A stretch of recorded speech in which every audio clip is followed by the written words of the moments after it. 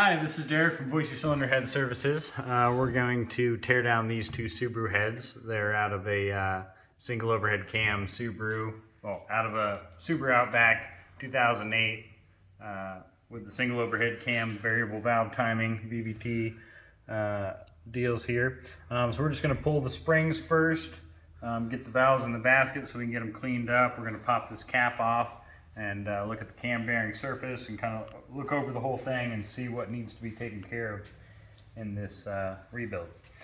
So over here we got our machine where we take out our keepers, and we're going to do that now.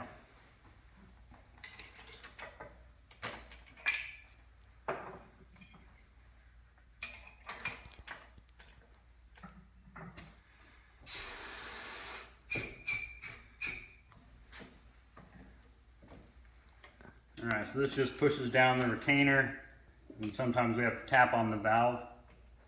But yeah, always remember to put your safety equipment on. It's very important to have safety equipment. You don't want to poke your eye out. So alright, this thing here goes down and touches the retainer. This is the retainer. We got the keepers in there and then the valve stem in the center. There's a groove on the valve that the keepers lock into, and there's an angle on the keepers that lock this retainer against the keepers, against the valve, and holds everything in place. So this thing is going to come down and compress the spring down. Sometimes the valve will just dislodge there up by the keepers, which is ideal for taking it apart. It makes it easy. Sometimes we'll have to tap on the valve head with a hammer to dislodge it from the retainer. We're just going to pop through these and take it all apart.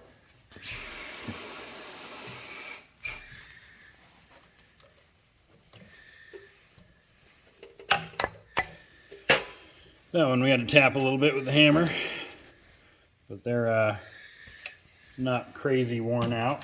Sometimes you really have to tap on it to break them free. Doesn't seem to be the case here. Tap, tap, pop it loose. Put all our keepers on a rag down here to keep from losing them all. It really sucks when you lose a keeper when you're going to put this thing back together, because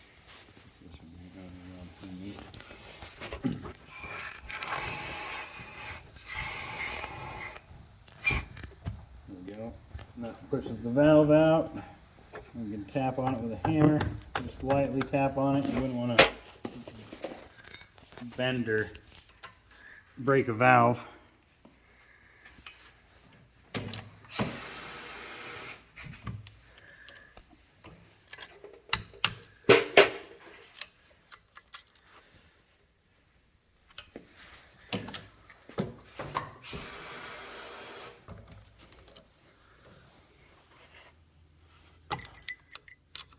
We lost a keeper down in the cam journal area.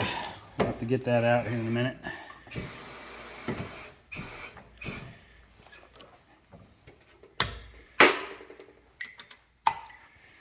Alright, we got all the keepers dislodged from this head here. All the springs will just pop right out. Maybe some of the valves too. So the valves, over time they'll pound against the seat and they seal for 150,000 miles or so. But as they do that, the seat contact widens out and it causes pits from the exhaust gas and the heat that's blowing by it. And over time it'll wear that out to the point where it won't seal. I don't know how well you can see that, but there's little pits and marks on the face of the valve.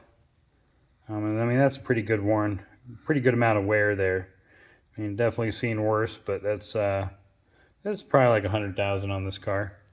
Be my guess based off that. So we're gonna take these keepers, the springs and the retainers off, toss those oily suckers in a basket. We'll pop the valves out as well. Good opportunity to see what 100,000 miles looks like on the valves. This one looks about the same. On this other cylinder head that we're about to take out, it had a vacuum issue on the front cylinder, and I imagine we'll be able to see why when we pull those valves out. The pitting might be a little more than these ones, or maybe a valve's bent or something like that. The intake valves, same kind of thing. They tend to hold up a heck of a lot better. And you can kind of see the ring where the seat has been contacting on those. There's no pits from, extreme heat of the exhaust blowing by it. They stay a little cooler and wear a little bit less, so that's good. In good shape. Pull the other valves, take them out. We get a good chance to look at the seat here and see what's going on with them. Sometimes seats will pound in really dramatically where you can catch your edge on it and it's just completely wasted. It's not going to seal, that's for sure. Subarus, they tend to hold up pretty well. The turbos not so much, but these single overhead cams hold up fairly well. You can see the kind of pitting and holes on the seat here. That's the same kind of wear we were seeing on the exhaust valve that happens on the seats too. But that's just wear over time.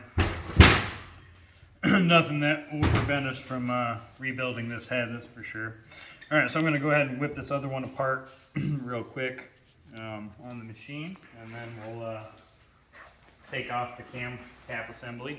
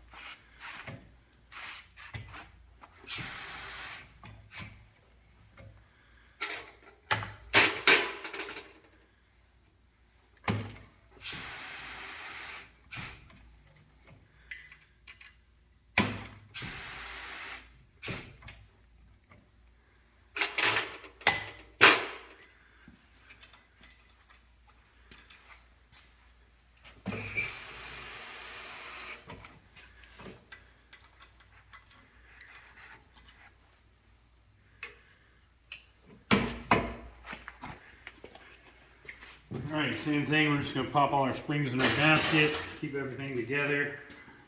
I mentioned how I lost a keeper in this head. I lost 2 of them on this one inside the cylinder head. We'll shake those out next.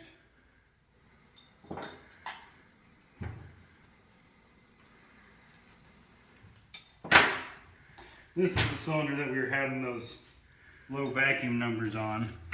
I'm going to look over the valve seat and see if there's any big signs of issues. There is kind of an edge here where you can feel on both sides of that seat where it's kind of got a carbon buildup. That could be part of the problem. It does look like there's some pitting and the whole thing's a little blackened. So we're probably just worn out beyond those other ones just a little bit, to the point where the seat to valve contact is kind of getting a rounded edge instead of a nice solid flat to flat surface. And that's going to cause some bad vacuum there. Usually, the exhaust flames are going in here, and if it can blow by, it's going to burn that seat and make it weaker, and sometimes it'll burn a valve, it'll like carve a hole into the side of it with the heat like a plasma cutter. Alright. We're also going to put all our valves in this basket, clean those up, glass bead the carbon up, and grind the valves to see if they're in good enough shape to rebuild. Next let's take a look at these seats as well. This is the problem cylinder right here. I don't see so much of an issue on this seat here, but this one you can definitely see some blackened areas, some pits. It's definitely not the worst ever, but that's definitely the issue we were seeing with the vacuum check gun in our last video. And that's something that we'll fix during the rebuild. I'm going to pull these valve stem seals off. They're a little crispy and hard. They should be pretty malleable rubber there. But I don't know if you can really see. If I poke this thing, it doesn't really move. It's hard. It's not quite crispy, but it's getting there. I mean, that's a good sign of something that's like 100,000 miles on it. These things just wear down and go beyond their life. I mean, we sell blue Viton valve stem seals that hold up to a lot better heat and last a lot longer than these polyurethane valve stem seals that come with a factory head, but yeah. All right, we're gonna pull these valve stem seals off. Pull the spring shim out from the bottom of the spring area, and then we can pull off this cap and take a look at the cam, see if there's any damage we couldn't see from our earlier pre-inspection.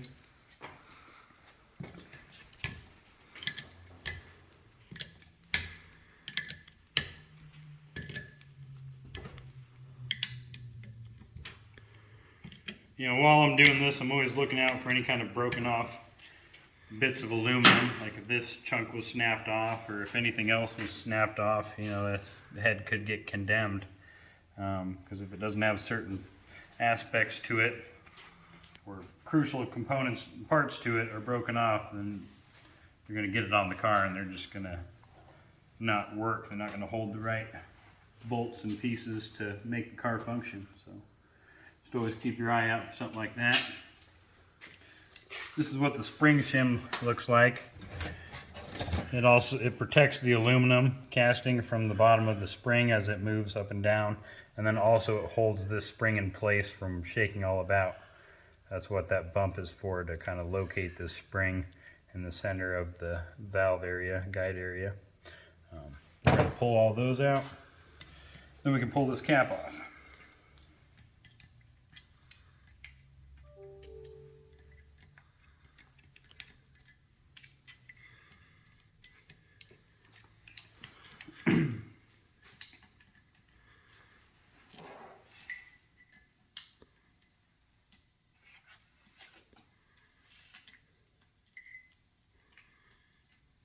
It just takes a little tiny magnet to pull these things off. It doesn't take anything crazy. This is probably one of the weaker magnets we have at the shop, and it seems to do just fine. Sometimes when the oil hasn't been changed in them for long periods of time, it gets pretty gooey, nasty, and that'll lock those things in place. I'm going to go grab a couple tools here to zap these out, and then we'll pull that cap off.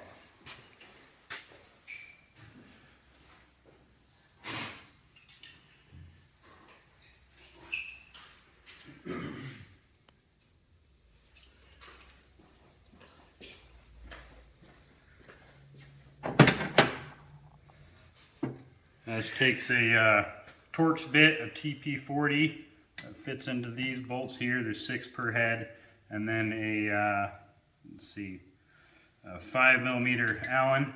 Take off the 8 other bolts, and then just a 10mm socket. Take off these front 2. Take those front 2 off first.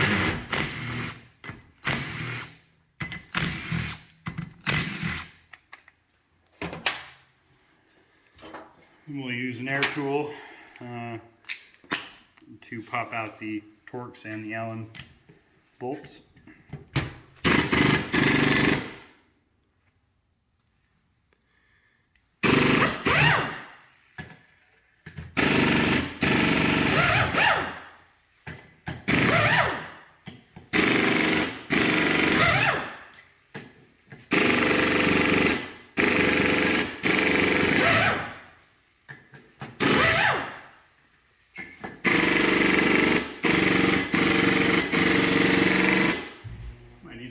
Heavier duty.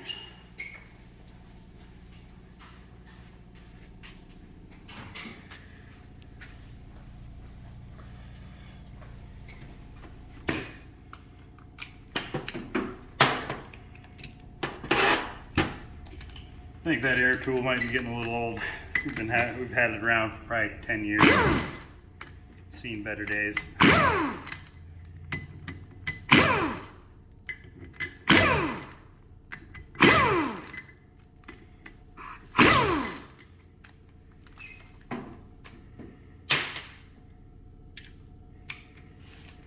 Now on to the Allens. There's 8 of these.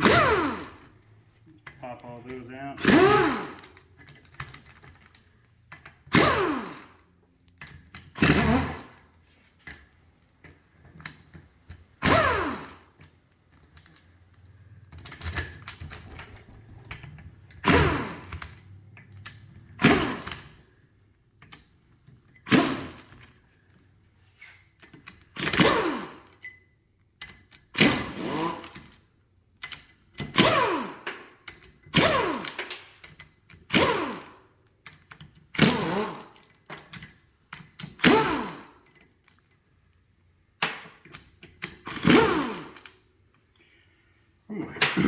did address those keepers that fell down. I did find 2 of them right here. There might be another one lost in here somewhere.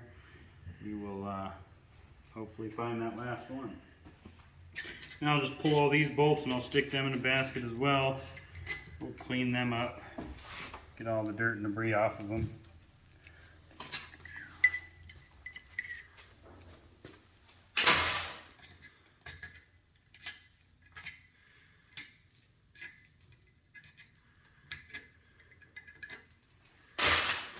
Alright, these things are sealed down pretty good. Sometimes we've seen oil leaks that'll happen, you know, off the side of the exhaust side in between that seam there. You can see a little blob of gasket that's squished out from the original seam.